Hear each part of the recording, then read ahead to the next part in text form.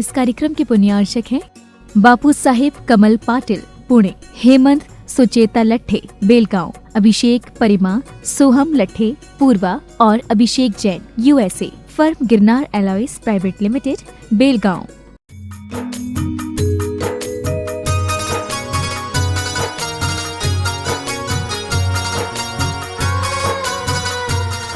जय बोलो देवादिदेव 1008 श्री भगवान महावीर स्वामी की जय जय जय।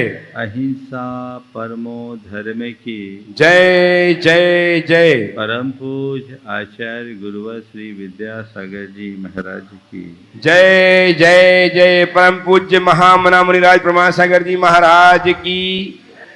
हमारे तीर्थंकर भगवंतों ने दो प्रकार के धर्म का उपदेश दिया,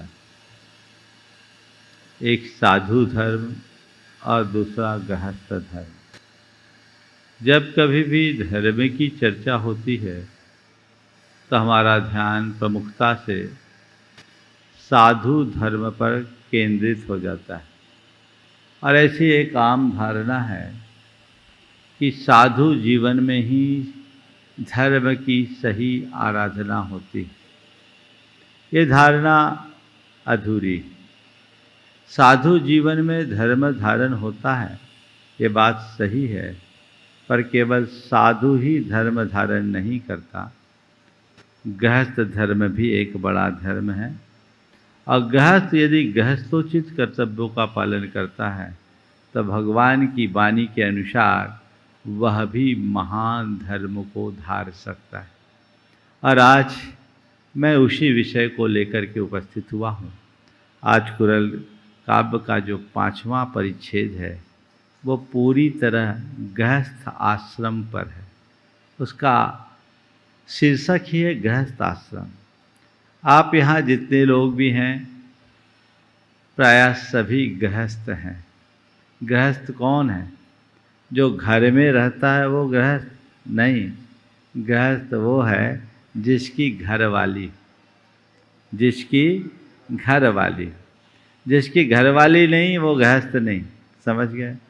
और हमारे देश में, हमारी संस्कृति में 4 आश्रम का उल्लेख है। ब्रह्मचर्य आश्रम, गृहस्थ आश्रम, वानप्रस्थ आश्रम और संन्यास आश्रम। विवाह पूर्व ब्रह्मचर्य के अनुपालन का उपदेश है। विवाहोपरांत जब कोई गृहस्थ आश्रम में प्रवेश करता है तो उसे धर्म, अर्थ और काम, इन तीनों पुरुषार्थों के मध्य सम्यक संतुलन बना करके जीने का उपदेश है। गार्हस्थ्यिक जिम्मेदारियों को पूरा करने के उपरांत वानप्रस्थी और अंत में संन्यास को अंगीकार कर अपने जीवन को कृतार्थ करने की बात है। आज इस अध्याय की बात मैंने देखी, उसका पहला सूत्र बहुत अर्थपूर्ण है। आज मैं वहीं से अपनी बात की शुरुआत करता हूँ। गृहस्थाश्रम में रहने वाला मनुष्य अन्य तीनों आश्रमों का प्रमुख आश्रय है।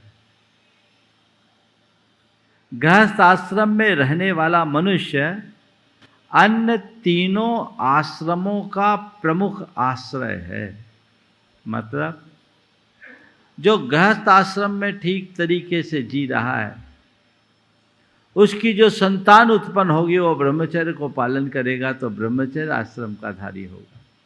जो अच्छे तरीके से अपनी गृहस्थी का अनुपालन करेगा वही वानप्रस्थी बनेगा और जो वानप्रस्थी होकर के जिएगा वही संन्यास को अंगीकार करेगा। तो सबका आधार गृहस्थ आश्रम है। आज उसी के संदर्भ में मैं 4 बातें करूँगा और हर अध्याय में 10 सूत्र हैं। उनमें से कुछ सूत्रों की आज आप सबसे चर्चा करूँगा जिसका उल्लेख यहाँ है। गृहस्थ तो आप लोग हो पर गृहस्थ आश्रम है या नहीं? 4 बातें। गृहस्थ बनना, गृहस्थ होना, गृहस्थ बनना, गृहस्थी ढोना और गृहस्थी को सार्थक बनाना। गृहस्थ होना एक स्थिति है। जिसका विवाह हो गया वह सब गृहस्थ बन गया, क्योंकि गृहिणी से जुड़ा वो सब गृहस्थ हो गया। इसमें कोई बड़ी बात नहीं। लेकिन गृहस्थ बनना यानी सद गृहस्थ बनना, गृहस्थाश्रम के अंगों का पालन करना, धर्म का पालन करना, सद गृहस्थ बनने की बात है। तो मैं कहता हूं गृहस्थ होना एक स्थिति है और सद गृहस्थ बनना एक गुण है।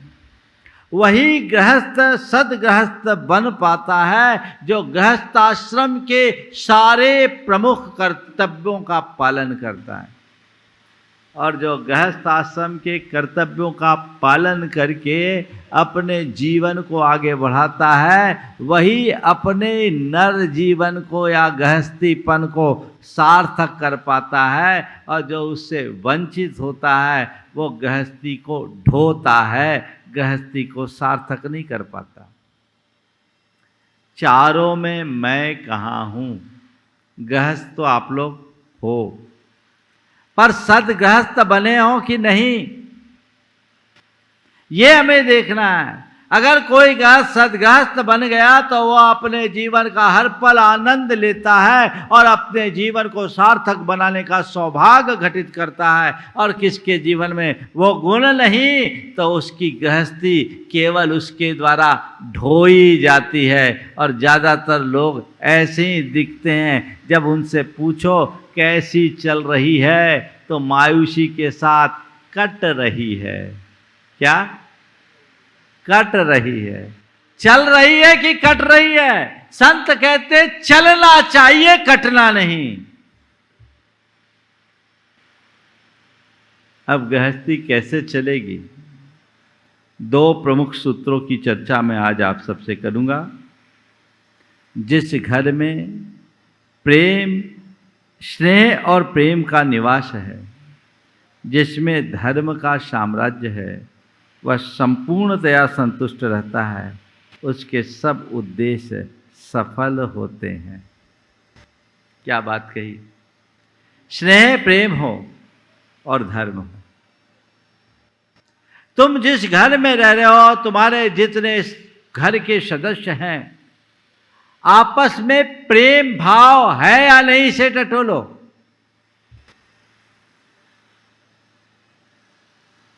पूरे परिवार का प्रेम तो बहुत दूर, अब तो पति पत्नी के बीच भी प्रेम कम दिखता है।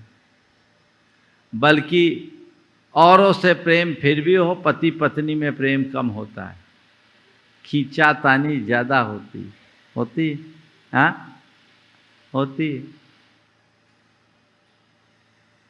हम जयपुर में थे, वहाँ दंपतियों के लिए नव दंपतियों के लिए एक वर्कशॉप किया गया।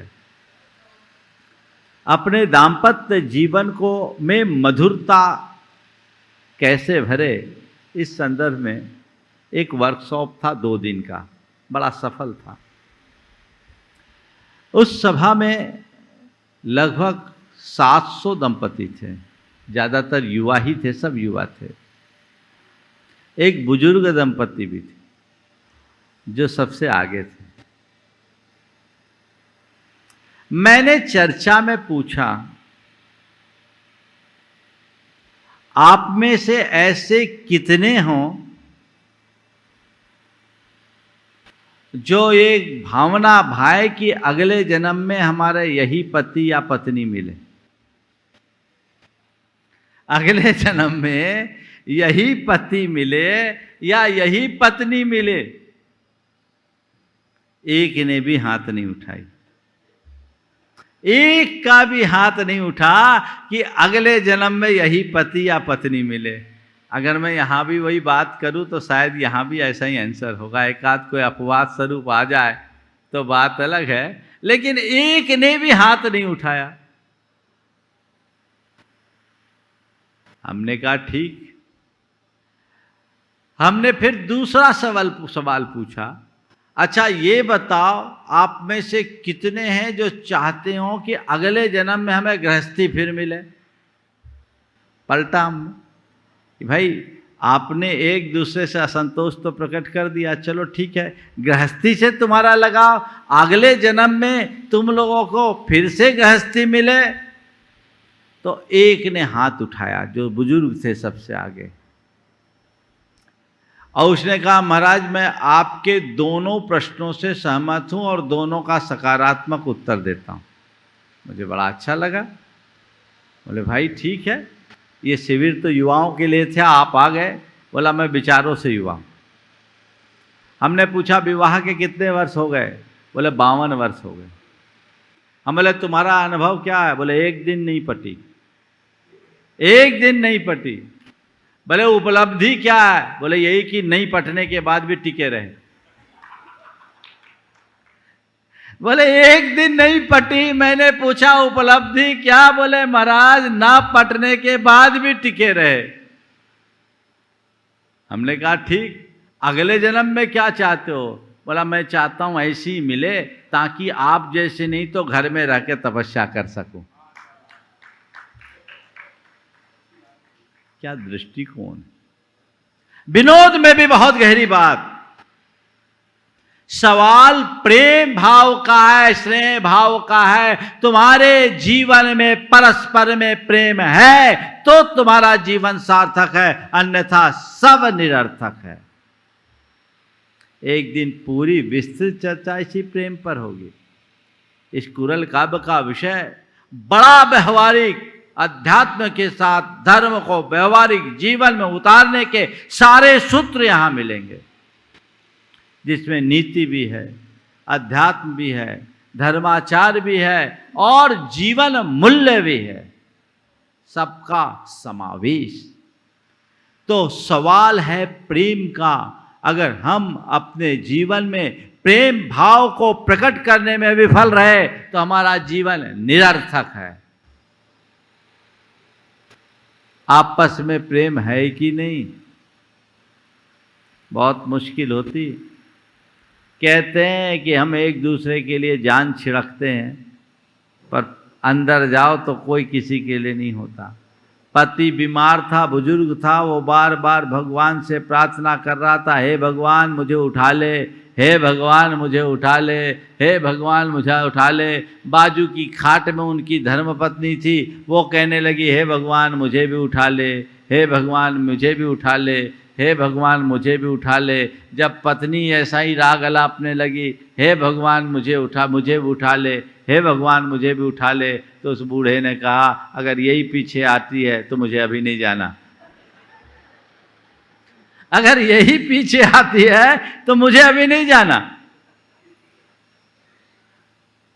क्यों? मैं सही बोल रहा हूं कि नहीं? हाँ है ना? ये सब तुम लोगों के अनुभव हैं, पर मैं चाहता हूं ये अनुभव बदले। तुम्हारे दाम्पत्य में ऐसी मधुरता हो जो एक दूसरे के पूरक और प्रेरक बन करके जीने का रास्ता प्रशस्त करे। कल का विषय सहधर्मिणी पे होगा, मैं उस पर चर्चा करूंगा कि दाम्पत्य जीवन में कैसे मधुरता लाया जाए। पर हमें ये तय करना है कि मेरे दाम्पत्य जीवन में मधुरता होनी चाहिए, एक दूसरे के पूरक और प्रेरक बन करके चलना चाहिए। और ये सब चीजें सहज घटित होगी जब तुम्हारे जीवन में धर्म होगा। धर्म के संदर्भ में मैंने पिछले 2 दिनों में आप सबसे विस्तृत चर्चा की। धर्म केवल बाह्य धर्माचार का नाम नहीं है, धर्म हमारे अंतस्करण की पवित्रता का नाम है। और जिसका अंतस्करण पवित्र होता है उसका सबसे मैत्रीपूर्ण संबंध होता है, उसका सबसे प्रेमपूर्ण व्यवहार रहता है, उसकी हर प्रत्येक प्रवृत्ति स्नेहासिक्त होती है और उसके जीवन में हर पल मधुरता का रस झरता है। ये दिखना चाहिए। तो जीवन में धर्म को स्थापित करो। क्रिया का धर्म करने के लिए तो फिर भी तुम तत्पर हो जाते हो।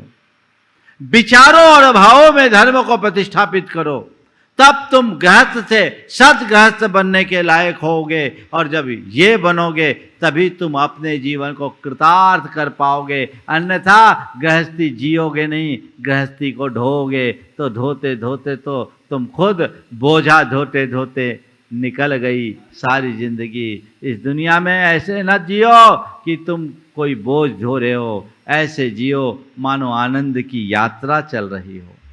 जीवन को बोझ नहीं, बोधपूर्ण जीवन जियो जो तुम्हारे लिए आनंद की यात्रा बन सके।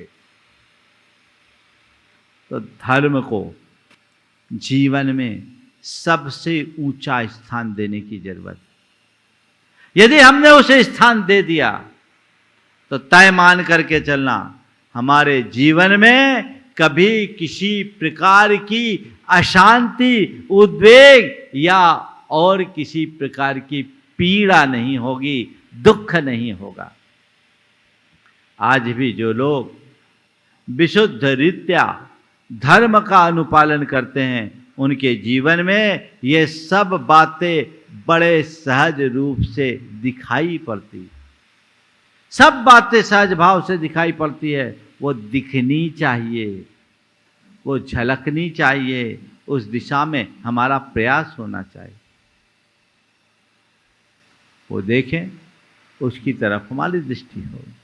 दूसरा सूत्र, चूंकि मुझे तय समय में पूरी बातें करनी है, तो जहाँ जितनी आवश्यकता उतना ही मुझे कहना है। एक बड़ा महत्वपूर्ण सूत्र है। आयुर्वेद चिकित्सा में पंचकर्म होता है। केरल की जो चिकित्सा पद्धति है, उस पंचकर्म में देह की शुद्धि होती है।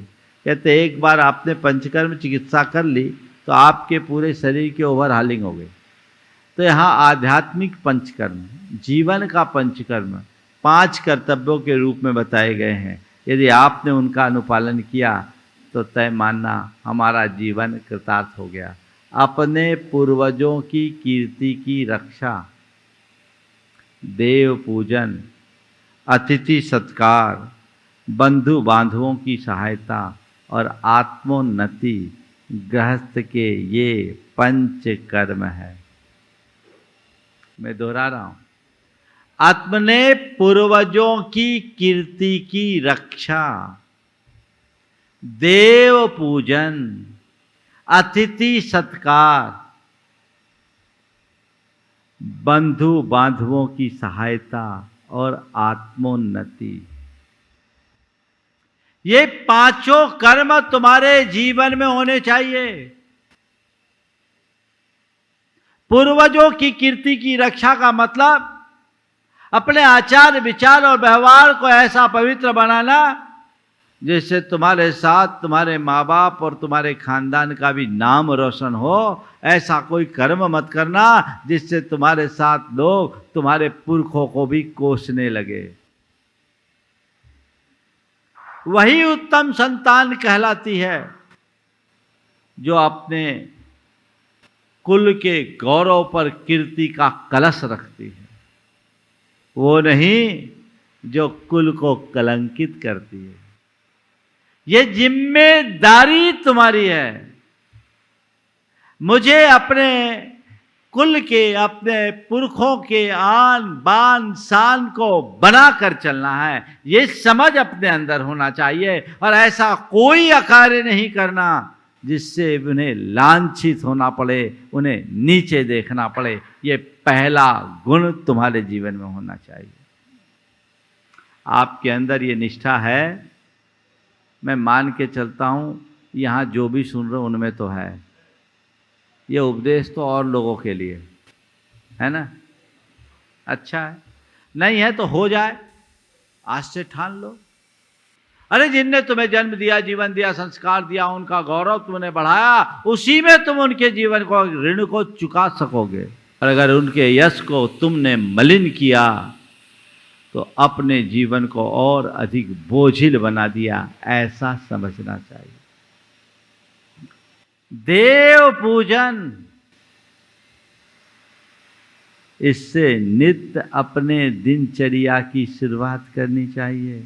ये टॉपिक ऐसे हैं कि एक एक दिन में मैं एक एक को भी लूँ ना, पूर्वजों की कीर्ति की रक्षा करूँ तो एक दिन भी कम पड़ेगा।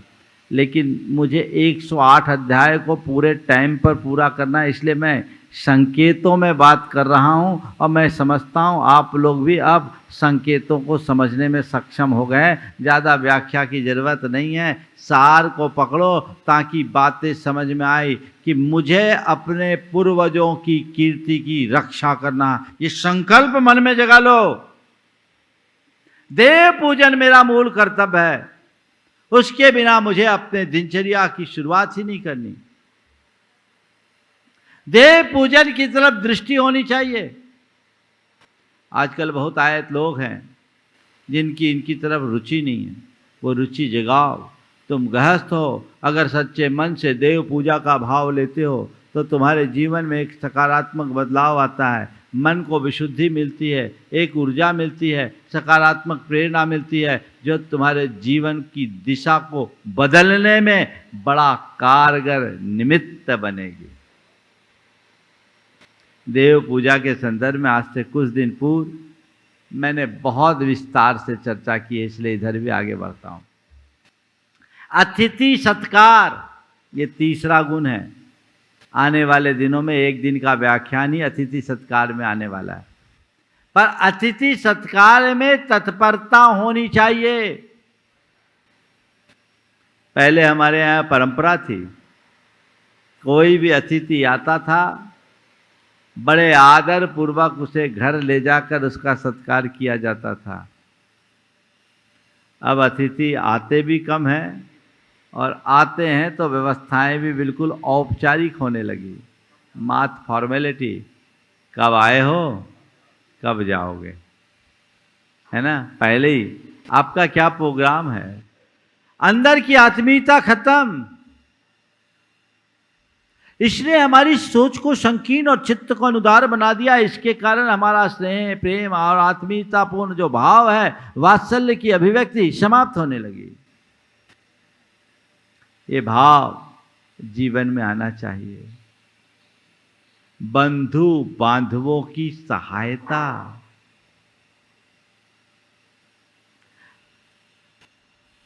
बंधु बांधवों की सहायता तत्परता से। आजकल लोग बंधु बांधवों में भाई को ही नहीं पूछते तो पीछे की बात क्या है। भाई बंधुओं की सहायता करो जो समर्थ होकर के भी अपने असमर्थ लोगों की सहायता में हाथ आगे नहीं बढ़ाता, उसके समर्थ होने पर ही प्रश्न चिन्ह लगता है। सहायता होनी चाहिए। पहले ऐसी परिपाटी थी, आज भी ऐसे अनेक लोग मेरे संपर्क में हैं जो अपने बंधु बांधवों की सहायता करते हैं। एक सज्जन मेरे संपर्क में हैं, 5 भाई। क्या सोच है देखो, सब अलग अलग,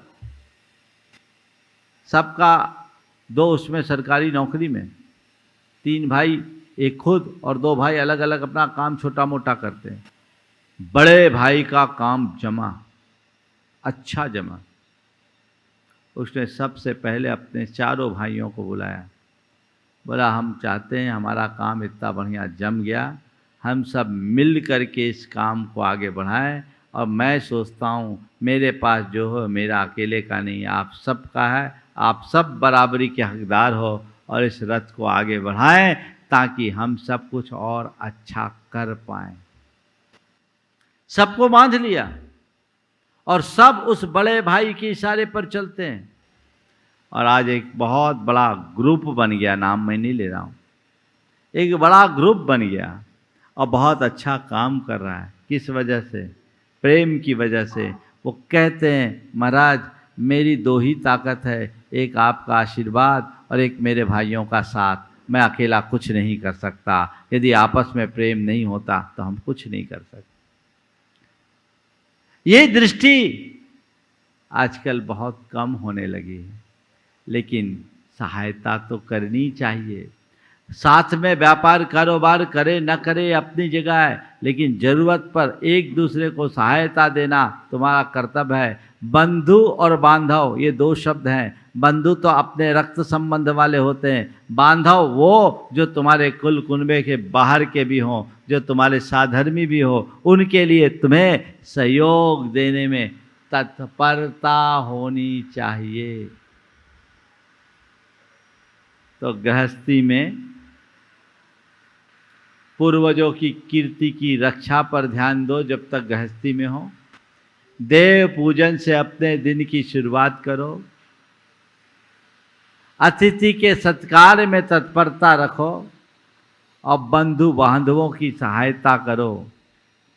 और साथ में इन सब दायित्वों को पूर्ण करने के बाद अपने जीवन के अंतिम और सबसे महत्वपूर्ण कर्तव्य का पालन करो, वो है आत्मोन्नति। अपनी आत्मा की उन्नति के विषय में सोचो। ये नरभाव बार बार नहीं मिलने वाला, बड़े कठिनाई से ये भाव मिला है। तो इस भाव को सार्थक करने के लिए, नरभाव को सफल बनाने के लिए व्यक्ति को चाहिए कि आत्मोन्नति के मार्ग में लगे। इससे तुम्हारा जीवन सफल होगा। आत्म कल्याण के लिए मुझे प्रयत्न करना है। वानप्रस्थी बनो, अंत में संन्यास लेकर संलेखना पूर्वक इस देह का परित्याग करो। तुमने अपने जीवन का लंबा चौड़ा भाग व्यतीत कर दिया। 80-85 साल की उम्र वाले लोग भी यहाँ उपस्थित हैं। अब तक तुमने सबके लिए किया, हिसाब लगाओ अपनी आत्मा के लिए क्या किया। कहीं ऐसा तो नहीं है कि भोजा धोते धोते ही निकल गई सारी जिंदगी, धक्का खाते ही निकल गई सारी जिंदगी। ये जिंदगी इतनी प्यारी है, इसे व्यर्थ मत जाने दो। आत्मोन्नति के लिए संकल्पित हो जाओ। धर्म का अनुपालन करते हुए संयम साधना के रास्ते पर चलकर मुझे अपनी आत्मा का कल्याण करना है, इसे व्यर्थ नहीं जाने देना है। ये समझ जिसके अंदर विकसित हो जाती है वही धन्य हो पाता है। तो अपने गृहस्थी को सार्थक करने के लिए हमें ये देखना है और इस दिशा में आगे बढ़ने की कोशिश करना है, जिससे गृहस्थ आश्रम सार्थक हो पाए। गणेश प्रसाद जी वर्णी ने एक कहानी सुनाई। मैंने उनकी एक रिकॉर्डिंग सुनी थी। वो उस समय की रिकॉर्डिंग थी जब बड़े बड़े कैसेट होते थे, बड़ी रील होती थी। आज से लगभग 25 साल पहले मैंने वो रिकॉर्डिंग सुनी। उसमें एक बहुत मज़ेदार कहानी आज याद आ गई आज के संदर्भ में। एक व्यक्ति था, वो एक गांव से दूसरे गांव में जा रहा था। थकान हुई, रास्ते में उसे एक कुआं मिला। कुआं सूखा था, तो वो कुएं के पाट में बैठ गया। थका था, लेट गया। विश्राम करते ही उसे नींद आने लगी और वो सपने में खो गया। सपने में खोया तो देखता क्या है, वो विवाह हो गया उसका। उसकी धर्मपत्नी आ गई और दोनों एक साथ एक पलंग पर विश्राम कर रहे हैं। पत्नी ने उससे कहा कि तुम इधर से खिसको, तो कहता है कि मैं कैसे खिसकूँ। पत्नी ने धक्का दिया, वो ज़्यादा खिसक गया और धड़ाम से कुएं में गिर गया। वहीं उसकी नींद खुल गई, वो कुएं में पड़ा रहा। कुआं बहुत ज़्यादा गहरा तो नहीं था, पर इतना भी नहीं था कि कोई कुएं में गिरने के बाद बिना किसी के सहयोग से निकल पड़े। वो गिर गया, गुहार लगाई, कोई मुझे निकालो, मुझे बचाओ, कोई मुझे निकालो, कोई मुझे बचाओ। एक व्यक्ति आया, उसने पुकार लगाई, उसने देखा, उसने रस्सी डाल करके खींच लिया, बाहर ले आया। जैसे वो बाहर निकला, उसने अपनी तरफ से उसका बड़ा आभार और धन्यवाद दिया। पूछा, भैया आप हो कौन? बोला, मैं एक गृहस्थ हूँ। मैं एक गृहस्थ हूँ। वो बड़ा आश्चर्य, अरे तुम गृहस्थ हो और जिंदा हो? तुम गृहस्थ हो और जिंदा हो? अरे मैं तो थोड़ी देर के लिए सपने में गृहस्थ बना, सो नीचे गिर गया। तुम खड़े कैसे हो? मुझे इसका आश्चर्य है। समझ गए? तो ये बात उन पर लागू होती है जो गृहस्थी में रहते हैं पर धर्म से विमुख होते हैं। और जो धर्म युक्त जीवन जीते हैं उनकी गृहस्थी उनके लिए वरदान बनती है। अगला सूत्र है, यदि मनुष्य गृहस्थ के सब कर्तव्यों को उचित रूप से पालन करे तब उसे दूसरे आश्रमों के धर्मों को पालने की क्या आवश्यकता। मनुष्य गृहस्थ के सब कर्तव्यों का उचित रूप से पालन करे तो उसे दूसरे आश्रमों के धर्मों को पालन करने की क्या आवश्यकता। सोचो कितना बड़ा अवसर है तुम्हारे लिए, एक स्वर्णिम अवसर अपने जीवन को कृतार्थ करने का, पर तुम अपने प्रमाद और व्यामोह में उलझकर उसकी उपेक्षा करते हो, और जो उसकी उपेक्षा करते हैं उसका बुरा हाल होता है, होता रहेगा। अनंत जन्म तुमने व्यर्थ कर दिए, कहीं ये जीवन भी तुम्हारे हाथ से ना चला जाए, ये भी व्यर्थ ना हो, इस पर ध्यान रखना है और मन में एक भाव जगाना है, मुझे गृहस्थी को ढोना नहीं है, गृहस्थी को सार्थक बनाना है। सद्गृहस्थ बनकर गृहस्थाश्रम का पालन करते हुए अपनी जवाबदेहियों को पूर्ण कर आत्मोन्नति के साथ इस संसार से विदा होना है। देखिए सरसेठ हुकुमचंद जी एक गृहस्थ थे, पर गृहस्थ होकर के भी उन्होंने जैन धर्म और संस्कृति के विकास में कितना बड़ा योगदान दिया, और अंत में सब त्याग कर माथ धोती दुपट्टा में रहकर अपनी आत्मा का उत्थान किए, संलेखना पूर्वक इस शरीर को छोड़ा। शायद समोसरन के मंदिर में थे, कौन से मंदिर में थे उनका जो मंदिर तुकोगंज में, हाँ जहाँ वो रहते थे वहाँ मंदिर था, चैत्यालय था। ये आदर्श है, सब कुछ होने के बाद भी सब कुछ का त्याग, ये कौन कर सकता है? जो धर्मनिष्ठ होता है, जिसके अंतरंग में आत्मदृष्टि होती है, उसी के हृदय में वैराग्य होता है और अपने जीवन को आगे बढ़ाते हैं। अगला सूत्र, मुमुक्षुओं में श्रेष्ठ वे लोग हैं जो धर्मानुकूल गार्हस्थ जीवन व्यतीत करते हैं। मुमुक्षुओं में श्रेष्ठ वे लोग हैं जो धर्मानुकूल गार्हस्थ जीवन व्यतीत करते हैं। ये आप कर सकते हो, तुम्हारी भाव भूमिका के अनुरूप है। अभी शुरू करो, तत्क्षण शुरू करो, आगे बढ़ो और अपने जीवन को आगे बढ़ाने की कोशिश करो। और अगला सूत्र तो और महत्वपूर्ण है। देखिए कितनी ऊंची दृष्टि है, तुम लोगों का सीना गर्व से फूल जाएगा। क्या लिखा है?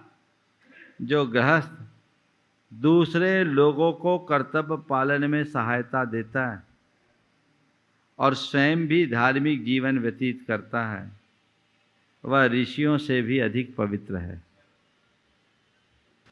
जो गृहस्थ दूसरों को कर्तव्य पालन में सहायता देता है और स्वयं भी धार्मिक जीवन जीता है, वह ऋषियों से भी पवित्र है। ऐसे ही गृहस्थों के लिए कहा गया, गृहस्थो मोक्ष मार्गस्थो निर्मोहो नए मोहमान अनगारी ग्रही से आन मोहिनो निर्मोहो मोहिनो मुनि। तो ये चीज़ें हमारे जीवन में होनी चाहिए। समय आप सबका हो गया है, इन व्याख्याओं के लिए समय और अपेक्षित है, लेकिन सार में इतना ही रखते हैं और आज विराम देते हैं। हम गृहस्थ आश्रम को सार्थक करें। कल की चर्चा का विषय है गृहिणी और उसके बाद संतान। ये तीनों क्रमक विषय है जो हमारे जीवन के लिए बहुत उपयोगी है। यदि हम इन बातों को सुनकर समझकर आत्मसात करें तो सुनिश्चित तौर पर अपने जीवन को हम अच्छे से आगे बढ़ा पाएंगे। समय आपका हो गया, यहीं पर विराम। बोलिए परम पूज्य आचार्य गुरुवर श्री विद्यासागर जय जय जय। इस कार्यक्रम के पुण्यार्चक थे बापू साहेब कमल पाटिल, पुणे। हेमंत सुचेता लट्ठे, बेलगांव, अभिषेक परिमा, सोहम लट्ठे, पूर्वा और Abhishek Jain, USA. Firm Girnar alloys private limited, Belgaum.